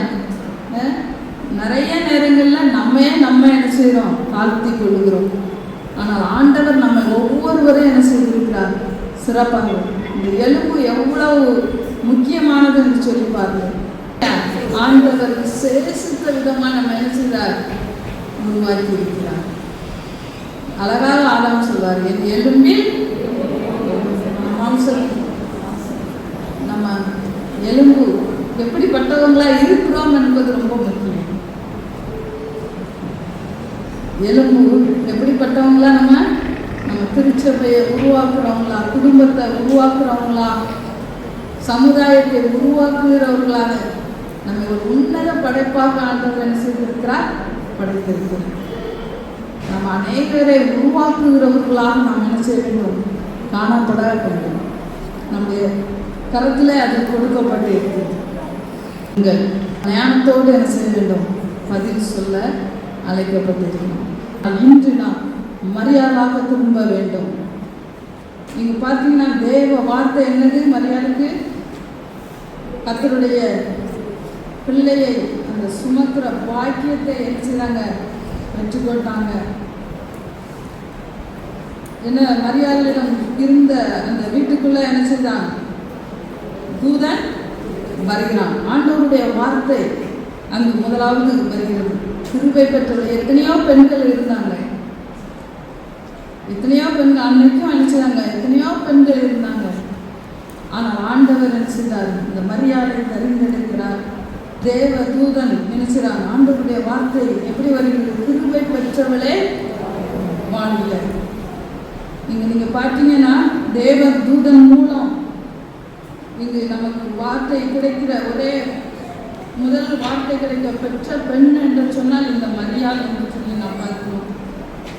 அங்கு நீங்க பார்த்தீங்கன்னா மோசைக்கு ஆண்டவருடைய வார்த்தை கொடுக்கப்பட்டது சீனாய் மலையிலே. காத்திருந்த பொழுது ஆண்டவர் தம் கையினால் எழுதின வார்த்தை ஒன்றே மோசைக்கு கொடுத்தார் என்று. அங்கே மலையிலிருந்து இறங்கி வந்த உடனே மக்களை பார்த்து என்ன செய்தார்? இந்த வார்த்தையை கொண்டு போறோம், சந்தோஷமா இருப்பாங்கன்னு நினைச்சார். ஆனா என்ன இல்லை, கண்டு கீழே சந்தோஷம் இல்லை. ஆனா கோபத்துல என்ன செஞ்சார்? வார்த்தையை உடைத்து போட்டார் என்று சொல்லி வாசி. ஆனா மறுபடியால் என்ன செஞ்சாங்க? அப்படி நம்ம என்ன செய்யக்கூடாது, பெண்கள் டென்ஷன் ஆகக்கூடாது. பார்க்கிறோம் மரியாதை என்ன செஞ்சாங்க? ஆமா, தன்னுடைய இருதயத்திலே ஏற்றுக்கொண்டாங்க. முதலாவதாக தன்னுடைய இருதயத்தில் ஏற்றுக்கொண்டு அந்த வார்த்தை தான் நினைச்சது மாம்சமாகி குழந்தையாக மேசியாவாக நினைச்சது பிறந்ததை நாம் பார்க்கிறோம். தேவ வார்த்தையை நாம் என்ன செய்ய வேண்டும்? ஏற்றுக்கொள்ள ஆயத்தமாக இருக்கணும். ஆண்டவர் நமக்கு ஒவ்வொரு நாளும் ஊழியர்கள் மூலம் தீர்க்கதரிசிகள் மூலம் என்ன செய்தார்? வார்த்தைகளை கொடுத்து கொண்டே இருக்கிறார். அநேக வார்த்தைகள் நமக்கு அது இன்னொன்று இருக்கு. அநேகம் அதிகம் கேட்குறவங்களுக்கு அதிகம் கேட்கப்படும், கணக்கு கொடுக்க வேண்டும். நம்ம நிறைய கேட்டுக்கொண்டே இருக்கிறோம். கேட்டு கேட்டு என்ன செஞ்சுட்டு ரெண்டு காதுக்குள்ள எதுக்கு ஒன்றில் கேட்டு ஒன்றில் விடாதுதான் இல்லை, உள்ள ஒரு இது போக்கு இல்லை, அங்கே நம்ம இறக்க வேண்டும். இருதயத்திலே வைக்க வேண்டும், இருதயத்திலே வைக்க வேண்டும். நாம் இந்த இருதயத்திலே அப்படியே என்ன செய்தாங்க? வைத்தாங்க. தேவனுடைய வார்த்தையை நாம் அப்படியே என்ன செய்யணும்? ஏற்றுக்கொள்ள வேண்டும்.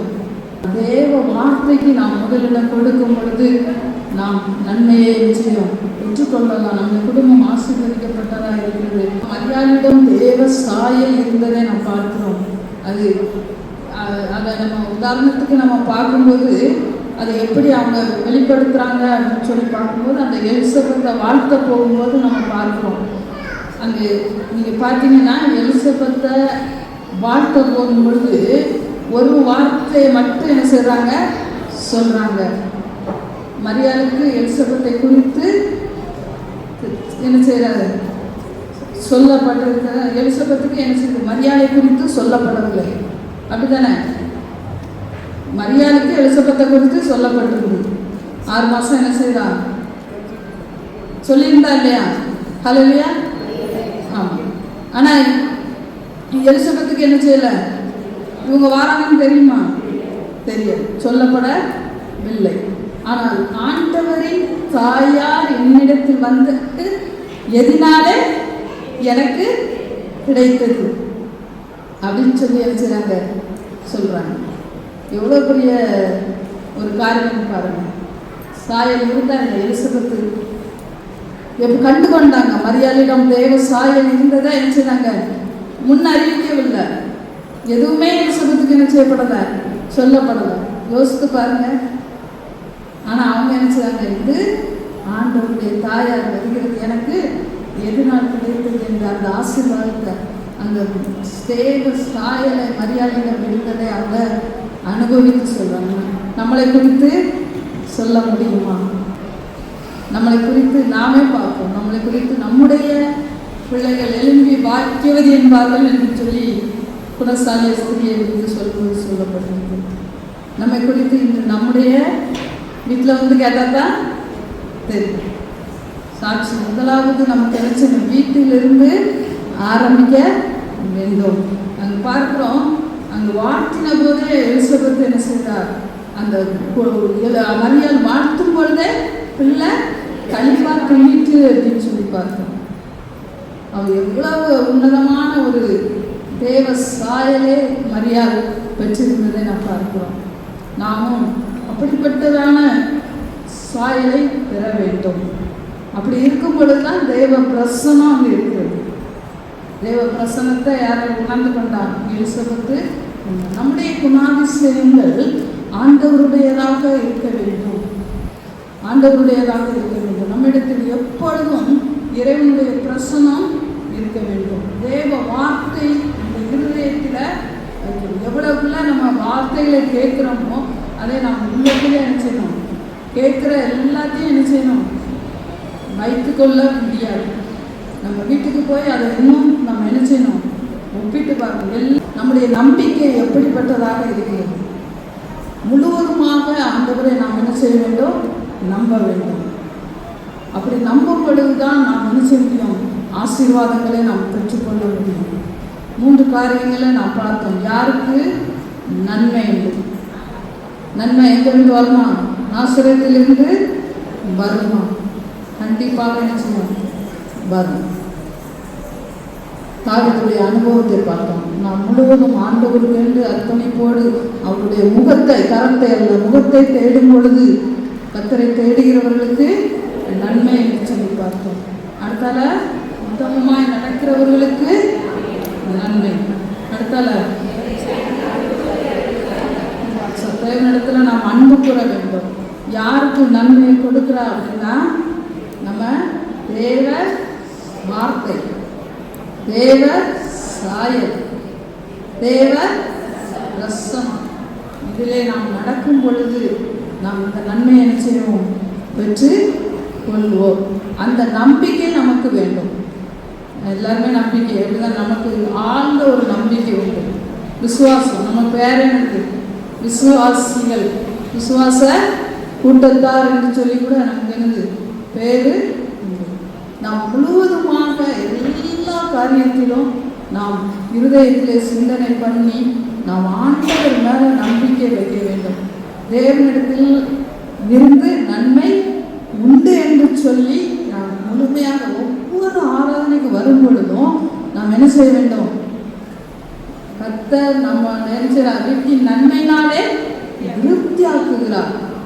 அந்த நம்பிக்கை நமக்கு வேண்டும். முடித்துள்ள ஒரு கல்லூரி பேராசிரியர் ஒருவர் கடவுள் நம்பிக்கையே இல்லாதவர். கடவுள் நம்பிக்கை கொஞ்சம் கூட, கடவுள் ஒருவர் இருக்கிறார் என்றே அவர் என்ன செய்யறதில்லை, நம்புறவர் இல்லை. ஆனால் அவர் கல்லூரி பேராசிரியராக அவர் என்ன செய்தார்? இருக்கிறார். ஒரு நாள் என்ன செய்தாராம்? அப்படியே நடந்து கொண்டு செல்லும்போது ஒரு கிராமத்துல மாடு மேய்க்கிற ஒரு மனிதனிடம் போய் அவர் என்ன செய்தாராம்? போய் நின்றாராம். கடவுள் நம்பிக்கை, அந்த மாடு மேய்க்கிற மனிதனுக்கு அவ்வளவு நம்பிக்கை உள்ள மனிதன். அவர் என்ன செய்தாராம்? கடவுள் இருப்பதை, அவர் தான் என்னை ஆசீர்வதிக்கிறார் என்பதையெல்லாம் நான் நம்புவதே கிடையாது அப்படி சொல்லி என்ன செய்தாராம்? 1 மணிக்கு முடிக்குமா? நான் ஒரு மணிக்கு முடிக்கும். அங்கே பார்க்கிறோம், நான் கடவுள் இருப்பதை நான் நம்புவதே கிடையாது பேராசிரியர் சொல்றாரு. அவரால் தான் ஆசீர்வாதம் உண்டு என்பதை நான்லாம் என்ன செய்யல, நம்புவதே இல்லை அப்படின்னு சொல்லி என்ன செய்தாராம்? இந்த பேராசிரியர் சொன்னாங்க. அந்த மாடு மேய்க்கிறவனிடம் கேட்கிறார். அந்த பெரியவர் சொன்னாராம், அழகாக அந்த பேராசிரியருக்கு என்ன செய்தாராம்? இவர் விவரித்து சொன்னாராம். அழகா பாடம் எடுத்தாராம். யாரு? மாடு மேய்க்கிறவர் பேராசிரியர். இந்த மாட்டை பாருங்க, என்னுடைய மாட்டின் நிறம் என்னது? கருப்பு. என் மாட்டின் நிறம் கருப்பு. அது மேயும் புல்லின் நிறம் பச்சை. அது மேய்ந்த பின் தருவதோ வெள்ளை நிற பால். அதை கடைந்த பின் வருவதோ மஞ்சள் நிறம். இது போதாதா கடவுளை நம்புவதற்கு? இது போதாதா கடவுளை நம்புவதற்கு என்று சொல்லி சொன்னார். நம்புறோமா? இந்த ஆழ்ந்த விசுவாசம் நமக்கு இருக்கிறதா? அந்த அளவுக்கு நாம் நம்பும் பொழுது ஆண்டவர் சொல்றார், கர்த்தரை தேடுவோம், அவர் நிறைவான நன்மையினால் நம்மை நிரப்புவார். உத்தமமாய் நடப்போம், ரெட்டிப்பான நன்மையை தருவார். அவரிடத்துல முழு அன்பு, முழு இதயத்தோடும் முழு ஆத்மாவோடு அவரை தேடும், பலத்தோடு தேடும். அப்படிப்பட்ட தேடும் சகலமும் நமக்கு எப்படி இருக்கிறது? நன்மைக்கு ஏதுவாக. ஹல்லேலூயா. அப்படிப்பட்ட ஆசீர்வாதத்தை ஆண்டவர் நமக்கு தருவார். எங்களை அதிகமாய் நேசிக்கிற நல்ல ஆண்டவரே, இந்த நாளுக்காய் மீண்டுமாய் நன்றி செலுத்துகிறேன். ஆண்டவரே, நல்ல ஒரு சத்தியத்தை எங்களுக்கு தியானிக்க நீர் ஆண்டவரே நேரத்தை தந்தீங்கப்பா. ஆண்டவரே, உங்களுடைய ஆலயத்திலிருந்து உங்களுடைய வசனத்தை நாங்கள் தியானித்திருக்கிறோம். நீ உம்மாலே இந்த வீட்டின் ஆசீர்வாதத்தை நாங்கள் பெற கொண்டிருக்கிறோம். நன்மையினாலே நீ திருப்தியாக்குகிறீர் என்று சொல்லி பார்க்கிறோம். உங்களுடைய வீட்டின் நன்மையினாலே எங்களை நிரப்பிய ஆசீர்வாதத்தை அனுப்புகிறீர். இந்த நாளிலும் இதை கேட்டுக்கொண்ட ஒவ்வொரு சகோதரிகளும் ஆண்டவரே தங்களுடைய தீமையான காரியங்களை பார்த்து நன்மை உண்டா என்று சொல்லி அங்கலாய்த்த எல்லா காரியங்களிலும் என் தேவனுடைய கரம் கூட இருக்கட்டும் அப்பா. நன்மையினாலே நீ நிரப்பி அனுப்பும்படியாக சொல்லியிருக்கிறோம் அப்பா. ஆண்டவரே, நாங்கள் வந்திருக்கிற ஒவ்வொருவரும் ஆண்டவரே, நாங்கள் விசுவாசத்துடைய பின்வாங்கி இருக்கலாம், சோர்வுட்டு இருக்கலாம், தீமையாய் வருகிறதே என்று சொல்லி ஆண்டவரே மனம் சோர்வுகள் எல்லாவற்றையும் நீங்க மாற்றுங்கப்பா. ஆண்டவரே, நீ தாமதித்தாலும் தர மறுக்கிற ஆண்டவர் அல்ல. ஆண்டவரே, உங்களிடம் அன்பு கூறுகிறவர்களுக்கு சகலமும் நன்மைக்கு ஏதுவாய் நடக்கிறது என்று சொல்லி பார்க்கிறோம். பெண்கள் ஒவ்வொருவரும் உங்களை கருத்துரை தருகிறோம் அப்பா. குடும்பங்களை ஆசீர்வதிங்க ஆண்டவரே, சிறு பிள்ளைகளை ஆசீர்வதிங்க, வாலிப பிள்ளைகளை ஆசீர்வதிங்க, குடும்பஸ்தர்கள் ஒவ்வொருவருக்காக சொல்லிக்கிறோம். குடும்பத்திலே நன்மையான காரியங்களை கண்டு துதிக்க மகிமைப்படுத்த நீ கிருபை செய்யுங்க ஆண்டவரே. நாங்கள் குணசாலியான ஸ்திரீகளாய் குடும்பத்தை கட்டி எழுப்ப நீ கிருபை செய்யுங்கப்பா. ஆண்டவரே, எங்களை குறித்து வேதம் சொல்லுகிற புத்தியுள்ள ஸ்திரீ வீட்டை கட்டுகிறாள் என்று சொல்லி ஆண்டவரே, நாங்கள் இந்த சமுதாயத்திலே எங்களுடைய திருச்சபைக்கும் ஆண்டவரே இந்த பட்டணத்திற்கும் எங்கள் உறவுகளுக்கும் நாங்கள் ஒரு ஆசீர்வாதத்தின் பெண்களாக காணப்பட நீ கிருபை செய்யுங்க. குடும்பத்திற்கு நல்ல தாயாக, நல்ல மனைவியாக, நல்ல சகோதரியாக ஆண்டவரே நாங்கள் காணப்பட நீ கிருபை செய்யுங்கப்பா. ஆண்டவரே, நாங்கள் உண்மையே எப்பொழுதும் தேடி ஆண்டவரே அப்பா நன்மையும் ஆசீர்வாதத்தையும் பெற்றுக்கொள்ள நீ கிருபை தாங்க. எங்களிடம் எப்பொழுதும் ஆண்டவரே மரியாதையிடம் இருந்த அந்த குணாதிசயங்களை ஆண்டவரே எங்களை பார்க்கிற ஒவ்வொருவரும் அந்த எலிசபெத்து ஆண்டவரே இந்த மரியாதை குறித்து சொல்லுகிற ஆண்டவருடைய தாய் என்னிடத்தில் வருவது எவ்வளவு பாக்கியம் சொன்னது போல அருமையான சகோதரிகள் இல்லத்துக்கு திரும்பும் பொழுது அப்படிப்பட்டதான பிரசனத்தை ஆண்டவரே இல்லத்தில் உள்ளவங்க ஒவ்வொருவரும் உணர வேண்டும் அப்பா. ஒவ்வொருவரையும் அப்படிப்பட்ட நன்மையினால் என்னை நிரப்பி அனுப்பும்படியாய் செய்திருக்கிறோம் அப்பா. சகோதரனுடைய தேவைகளை ஆண்டவரே நாங்கள் உள்ளத்தை பார்க்கவே முடியாது ஆண்டவரை, நாங்கள் முகத்தை பார்க்கிறவர்கள், நீங்கள் இருதயத்தை ஆராய்ந்தறிந்திருக்கிறவர், எங்களை விட எங்கள் மேல் கரிசனை மிகுந்த ஆண்டவர். பிள்ளைகள் என்னென்ன தேவையோடு இருக்கிறாங்க நீர் ஆசீர்வதித்து அனுப்புங்க ஆண்டவரே. பிரிந்து வாழ்கிற குடும்பங்களுக்காக ஜெபிக்கிறோம், அன்பு தணிந்து கொண்டிருக்கிற காரியங்களுக்காக ஜெபிக்கிறோம் அப்பா. ஆண்டவரே, வேலை வாய்ப்புக்காக ஆண்டவரே, இன்னும் கற்பத்தின் கனிக்காக ஆண்டவரே காத்திருக்கிற பிள்ளைகளுக்காக விசேஷமாக ஜெபிக்கிறோம் ஆண்டவரே. குடும்பங்களை ஆசீர்வதிங்கப்பா. குடும்பத்தின் நாம காரணம் நீர் ஆண்டவரே. குடும்பத்தை ஒவ்வொன்றாண்டவரே இந்த ஆண்டு அவர்களுக்கு ஆசீர்வாதமாக இருக்க வேண்டும் அப்பா. ஏதோ வருடாவதும் பண்டிகையை கொண்டாடினோம் என்று இல்லாதபடி தகப்பனே ஆண்டவரே, இந்த பண்டிகைக்கு சென்றது நன்மை என்று கண்டுகொள்ள நீர் கிருபை செய்யப்பா. முழுவதுமாக நாங்கள் நீர் ஆண்டவரே ஒவ்வொரு ஆண்டவரே வாக்கு தத்துவத்திற்கும் ஆமேன் என்று பதில் செய்கிறோம். ஆனால் நாங்கள் அதற்கு அப்பா உங்களுடைய வார்த்தைக்கு கீழ்படிய மாத்திரம் எங்களிடம் விரும்புகிறீர்கள் ஆண்டவரே. உம்முடைய வார்த்தையை நாங்கள் கேட்டு உம்முடைய சாயலையும் உம்முடைய பிரசனத்தையும் நாங்கள் வாழ நீர் எங்களுக்கு உதவி செய்யுங்கப்பா. எங்களிடம் உங்களுக்கு பிரியமில்லாத காரியங்கள் இருக்குமானால் ஆண்டவரை எல்லாவற்றையும் நீங்கள் எடுத்து போடுங்கப்பா. கோபத்தின் ஆவிகள், எரிச்சலின் ஆவிகள் ஆண்டவரை எல்லாவற்றையும் நீங்கள் மாற்றுங்கப்பா. ஆண்டவரே, உமக்கு பிரியமாய் நாங்கள் வாழ ஆண்டவரே நீங்கள் உதவி செய்யுங்கப்பா. ஆண்டவரே, எங்களை பார்க்கிறோம் ஒரு மரியாதை பார்த்து எலிசபெத்து சொன்னது போல சொல்லுவண்ணமாக நாங்கள் வாழ நீர் எங்களுக்கு உதவித்தாங்க. எங்களையும் அப்படிப்பட்ட ஒரு கருவியாக நீர் பயன்படுத்தும்படியாய் செபிக்கிறோம். ஒவ்வொரு சகோதரியையும் நீர் ஆசீர்வதித்தார். முதிர் வயதில் இருக்கிற அன்பு பெற்றோர்களுக்காய் செபிக்கிறோம். பலவிதமான பலவீனங்கள், நான் உன்னை தாங்குவேன், ஏந்துவேன், சுமப்பேன், தப்புவிப்பேன் என்று சொன்னார். நீர் முதிர் வயதில் வருகிற எல்லா பலவீனங்களையும் மாற்றும்படியாய் செபிக்கிறோம். ஒவ்வொரு சகோதரிகளையும் நீங்க ஆசீர்வதித்து அனுப்புங்க. எல்லா தேவையும் நீங்க சந்திங்கப்பா. உங்களுடைய ஆலயத்தின் நன்மையினால் திருப்தியாக்கப்பட்டவர்களாக நாங்கள் கடந்து செல்கிறோம். அந்த விசுவாசத்தோடு நாங்கள் வாழ நீர் உதவி செய்யணும். இயேசு கிறிஸ்துவின் மூலமாக கேட்கிறோம் நல்ல பிதாவே, ஆமென். உட்கார்ந்து.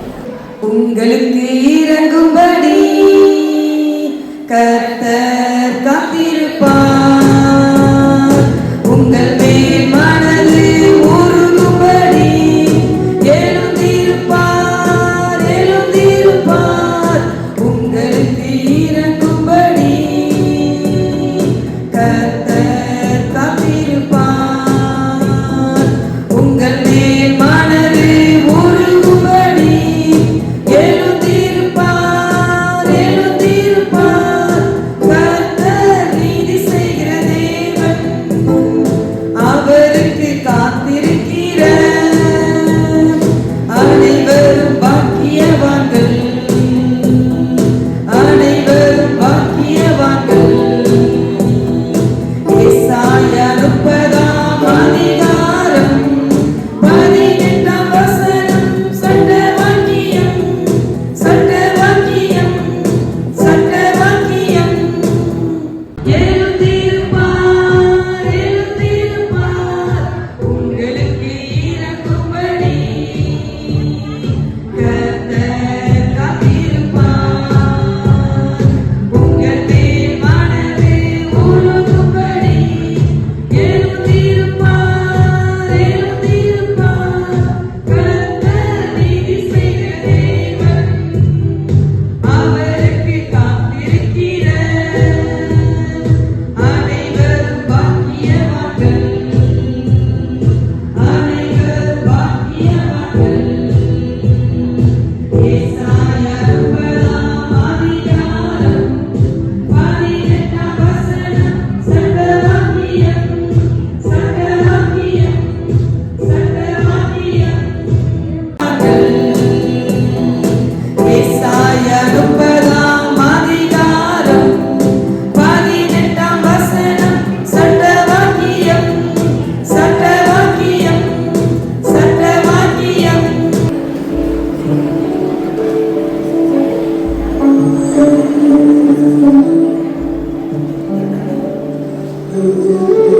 பிறந்த நாள் முதலாய் உன் தோளில் சுமந்தீரே, தனிப்பனிலும் மேலாய் தனிப்பாசம் வைத்தீரே.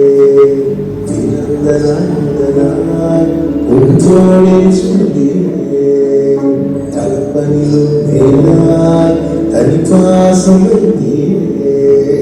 மெதுவான தென்றல் கொடுங்காற்றாய் மாறி அடித்த வேளையும் எனக்கு கீழே விடவில்லை. மெதுவான தென்றல் கொடுங்காற்றாய் மாறி அடித்த வேளையும் எனக்கு கீழே விடவில்லை. பிறந்த நாள் முதலாய் உன் தோளில் சுமந்தீரே, தகப்பனிலும் மேலாய் தனிப்பாசம் வைத்தீரே.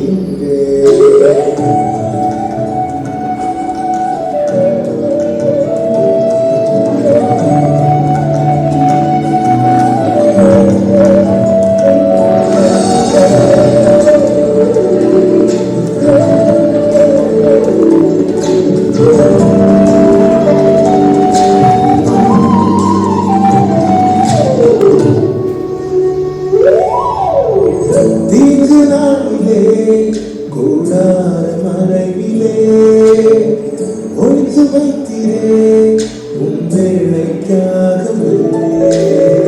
தீங்கு நாளிலே கூடார மறைவிலே ஒழித்து வைத்திரே உன் வேலைக்காகவே.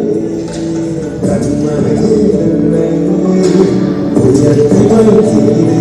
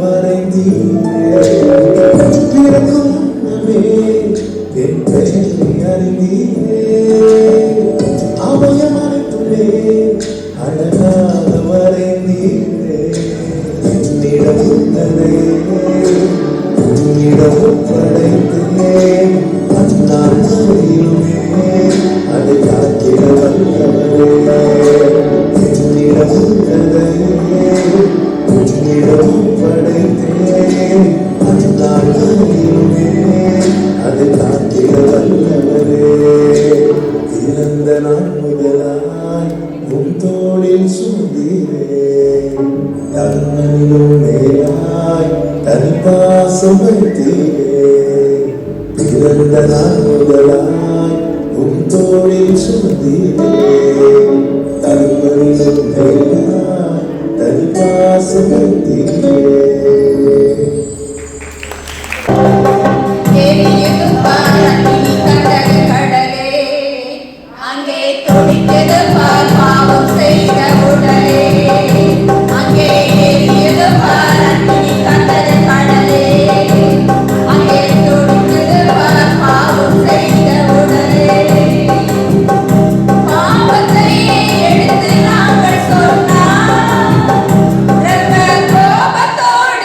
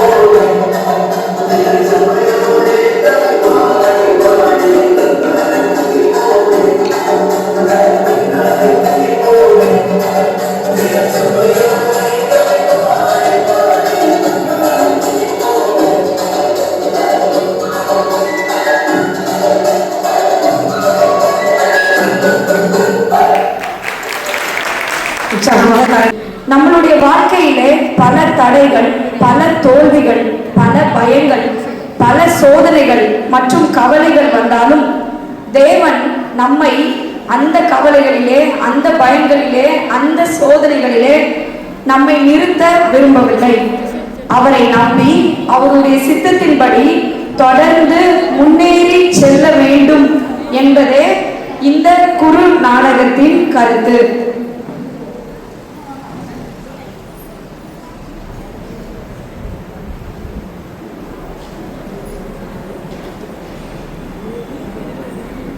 முன்னேறி செல் என்ற தலைப்பின் கீழ் இந்த நாடகத்தை நாங்கள் இயக்க இருக்கிறோம்.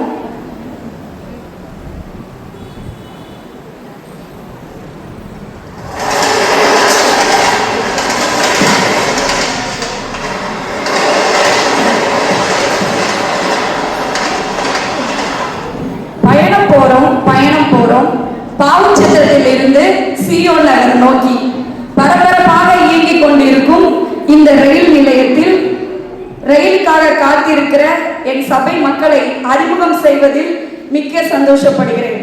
சீட் நம்பர் 1 விசுவாச மரியாள், சீட் நம்பர் 2 அர்ப்பணிப்பு வின்சி, சீட் நம்பர் 3 தேவ சித்தம் ரெஜி, சீட் நம்பர் 4 நம்ம குணசாலி ஜபா, சீட் நம்பர் 5 திருப்தி ராஜகணி, சீட் நம்பர் 6 அழகு ராணி ஜமுனா,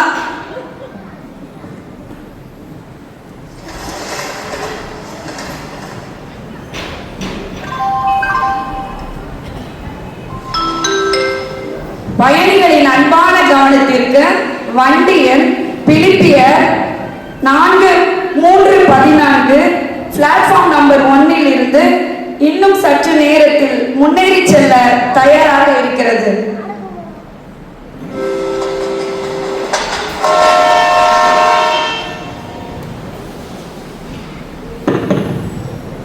ஐயோ, ஒரே கவலையா இருக்குதே.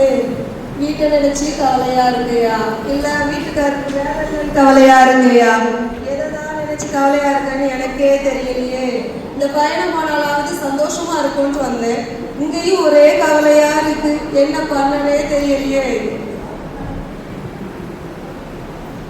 டீ காஃபி சாயா சாயா, அம்மா டீ வேணுமா உங்களுக்கு? டீ காஃபி சாயா சாயா. உங்களுக்கு கஷ்டமா நஷ்டமா மனக்கவலையா, அதனால தீராத தலைவலியா? டீ சாயா சாயா சாயா குடிச்சா எல்லா தலைவலியும் சரியாயிடும். டீ சாயா சாயா சாயா. கவலையா மனவேதனையா, அதனால காத்தால நீங்க சாப்பிடலையா? இல்லை இருந்தாலும் பரவாயில்ல, எங்கிட்ட இருக்கு சமோசா பஜ்ஜி. டீ சாயா சாயா சாயா.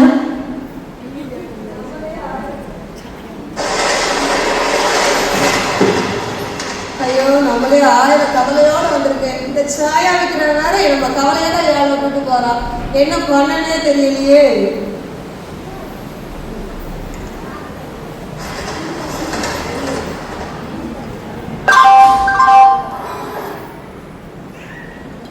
என்ன மரியா, இப்பதான் நம்ம ட்ரெயின்ல ஏறிருக்கோம், அதுக்குள்ள என்ன கவலை? கவலைப்படாத, என் தேவனிடத்துல சொல்லு இப்போ கவலைய. வசனமே சொல்லுது, வசனம் என்ன சொல்லுதுன்னா, ஒன்றுக்கும் கவலைப்படாமல் தேவனிடத்தில் விசுவாசமாயிருன்னு சொல்லுது. உன் பேரையே விசுவாசமா இருக்கு, அதுக்கப்புறம் ஏன் கவலைப்படுத? அக்கா, நானும் கவலைப்படக்கூடாதுன்னு நினைக்கிறேன், ஆனா என்னால முடியலையேக்கா. இப்படி செஞ்சா நான் என்னக்கா பண்ண? உலக கவலையே எனக்கு பெருத்த கவலையா இருக்குக்கா. கவலைப்படாத, எல்லாத்தையும் தேவனிடத்துல சொல்லு. நல்லா இதுக்கு மேல இவங்க கூட பிரயாணமே பண்ண முடியாது. இதுக்கு மேல நான் அந்த ட்ரெயின்ல முன்னேறி சொல்ல மாட்டேன். நான் அடுத்த ஸ்டேஷன் மார்த்தா ஸ்டேஷன்ல இறங்கிக்கிடுறேன்.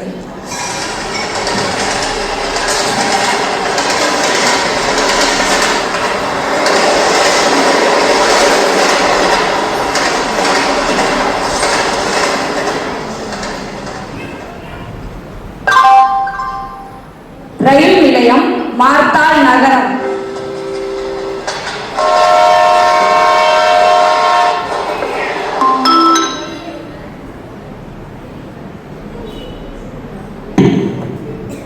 ஏடி பிரியா, இன்னும் வரலையா நீ? ஸ்டேஷன் வந்துட்டு நீ வரவன்னு நினைச்சுதான் நான் வந்திருக்கேன். எங்க நீ ஆளே காணோம், நீ வரலையா?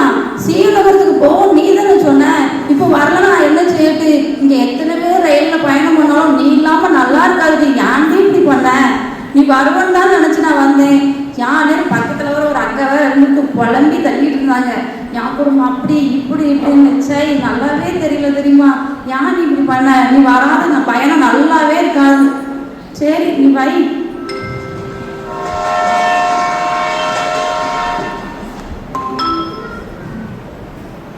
ஏமா மின்சி, எய்த்தால ஒருத்தர் அழுதுகிட்டு இருந்தோம், நீ கண்டுக்கிடாம இருந்துட்டிய, பார்த்தும் பார்க்காத மாதிரி இருந்துட்டிய.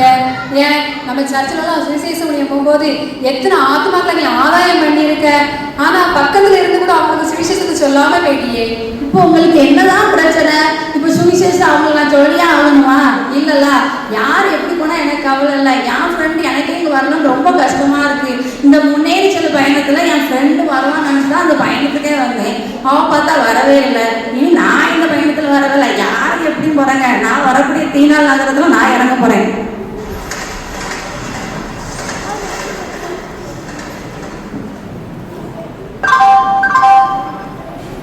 அடுத்த நிலையம் தீநாள் பட்டணம்.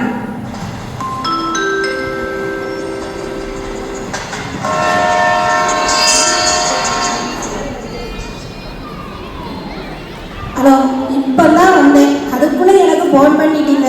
நான் சொன்ன வேலையெல்லாம் செஞ்சீங்களா இல்லையா? வீட்டை பெருக்க சொன்னேன், பாத்திரம் கழுவ சொன்னேன், அந்த வேலையெல்லாம் செய்யாமல் எனக்கு ஃபோன் பண்ணி டார்ச்சர் பண்ணிக்கிட்டு இருக்கீங்க. நான் சொன்ன வேலையெல்லாம் செஞ்சுட்டு அதுக்கப்புறம் எனக்கு ஃபோன் பண்ணுங்க, சரியா? இப்போ போன பைக்க மசாலி, நீ யார்கிட்ட பேசிட்டு இருந்த? என் வீட்டுக்காரங்க கிட்ட சிஸ்டர். வீட்டுக்காரங்க குடும்பத்தின் தலைவன்ல, நம்ம பைபிள்ல சொல்லியிருக்கு, புருஷனுக்கு கீழ்ப்படிந்து நடக்கணும்னு சொல்லியிருக்குல்ல. எபேசியா 4:2 தானே சிஸ்டர்? அந்த வசனம் தான் எனக்கு தெரியும் சிஸ்டர். உங்களுக்கு தான் இப்போ உலகத்தில் உள்ள ட்ரெண்டிங்கே தெரியல சிஸ்டர். வீட்டுக்காரங்களை உள்ள கைக்குள்ள வச்சிருக்காங்க சிஸ்டர். இல்லைன்னா நிற்கணும், உட்காரணும் சிஸ்டர். நம்ம தலைவன் நம்ம கீழ்ப்படிந்து இருக்கணும் அவங்களுக்கு. ஆமா, எனக்கே வசனம் சொல்ல வந்துட்டாங்க. எனக்கு எல்லா வசனமும் தெரியும். உங்களால இந்த பயணத்துல என்னால முன்னேறி செல்ல முடியாதுமா. நான் இந்த ஏரோதியால் ஸ்டேஷன்ல இறங்கிடுவேன்.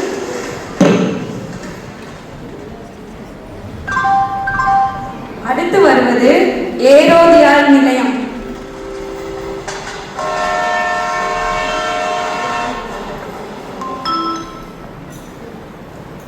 என்னடா இது, இங்கோடி ஒருத்தங்க கவலைன்னு சொல்கிறாங்க, இங்கோடி ஒன்று மேக்கப் போட்டுக்கிட்டு இருக்கு, இன்னொன்று ஒன்று நடுவில் ஒன்று எனக்கு தான் எல்லாம் தெரியும்னு சொல்லுது. நான் பார்க்காத ஊழியமா, நான் பண்ணாத உதா பிரசங்கமா, இதுக்கு தான் எல்லாம் தெரியும்னு ரொம்ப இது இருக்குது.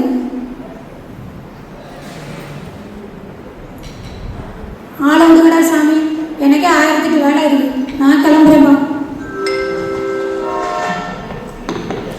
அடுத்த நிலையம் உப்புத்தூள் நிலையம்.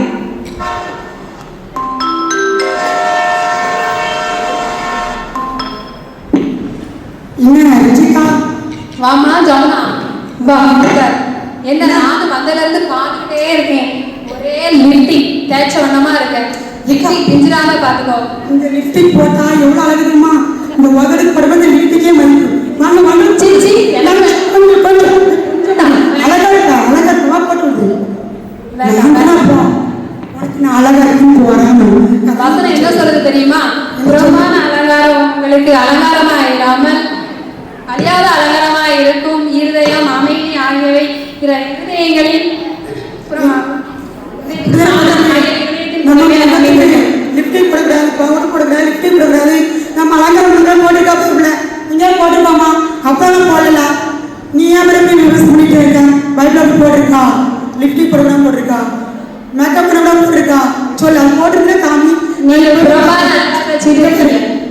உனக்கு போறாம நான் அழகா இருக்கேன் அப்படின்னு உனக்கு போறாம, உனக்கு லிப்டிக் போட தெரியல, அது உனக்கு இதா இருக்கு. நீ அதை எங்கிட்ட காமிக்க? நீ எப்போ வாங்கடவே என்னால செய்ய முடியாது. நான் இப்பவே இந்த எஸ்கோல இறங்க போயிருப்பா, வாங்கட மனுஷன் வருவானா?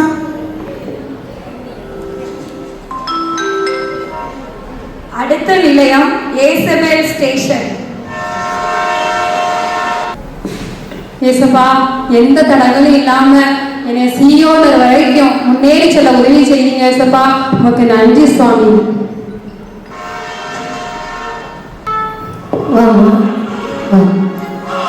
ஜீவனுக்கு போகிற வாசல் இடுக்கவும் வழி நெருக்கமாக இடுக்கவும் வழி நெருக்கமா இருக்கிறது. அதில் பிரவேசிக்கிறவர்கள் சிலர். எவ்வளவோ உன் பிரயாணத்துல எவ்வளவோ தடைகள் கஷ்டங்கள் வந்தாலும், உன் கூட பயணித்தவர்கள் நிறைய உன் கூட வரல அப்படின்னாலும், நீ இறுதி வர இந்த சியோனை நோக்கி பயணம் பண்ணியிருக்கிறாய். ஜீவ கிரீடத்தை தருகிறது.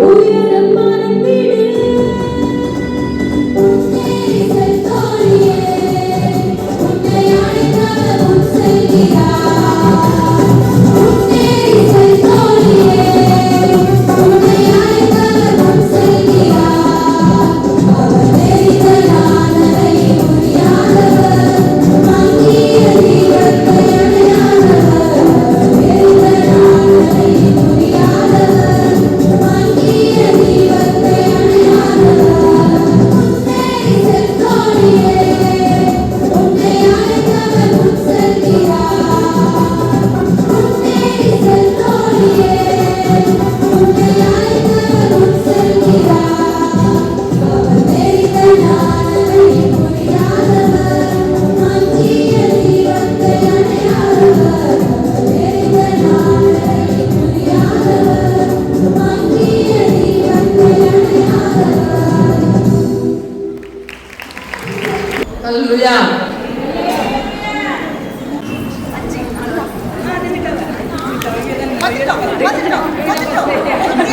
இளைய மாஸ்டர். 1982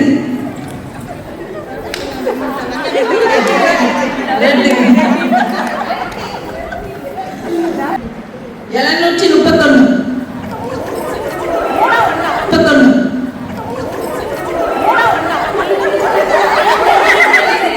Green.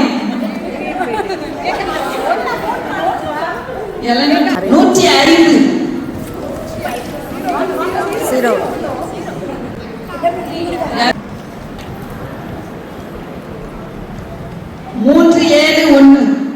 371